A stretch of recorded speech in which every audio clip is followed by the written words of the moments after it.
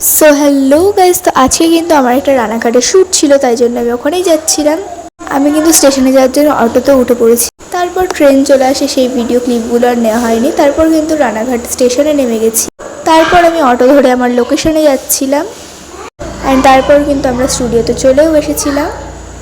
এখানে কিন্তু আমার হেয়ারে হিট দিয়ে মেকআপ স্টার্ট করাও হয়ে গেছিলো। অ্যান্ড তারপর কিন্তু আমরা লাঞ্চ করতে বসে পড়ি, যেহেতু অনেকটাই লেট হয়ে গিয়েছিল। এখানে কিন্তু আমার হেয়ার কার্ল করা হচ্ছিল। অ্যান্ড এখানে কিন্তু আমার হেয়ার স্টাইল করাও স্টার্ট হয়ে গেছিলো। দিদি কিন্তু হেয়ার স্টাইল করাও স্টার্ট করে দিয়েছিল। কিন্তু যতটাই পাচ্ছিল তাড়াতাড়ি মেকআপটা করার চেষ্টা করছিল, কারণ যেহেতু অনেকটাই লেট হয়ে গিয়েছিল। আজকে কিন্তু দিদির এক্সাম ছিল, সো এই তারপর কিন্তু আমার ফাইনাল লুক দেখো, এইরকম হয়েছিল আমার ফাইনাল লুকটা। আর এই শাখা পলাগুলো তো আমার হাতের থেকেও ভারী ছিল। তারপর কিন্তু আমাদের ক্যামেরাম্যান চলে এসেছিলো, সো শ্যুট করাও চালু হয়ে গেছিলো। এখানে কিন্তু কটা ফটোশ্যুটও করে নিচ্ছিলাম। আর তারপর কিন্তু আমার পুরো মেকআপ রিমুভ করাও কমপ্লিট। সো তারপর কিন্তু আমি অটোতে উঠে গিয়েছিলাম।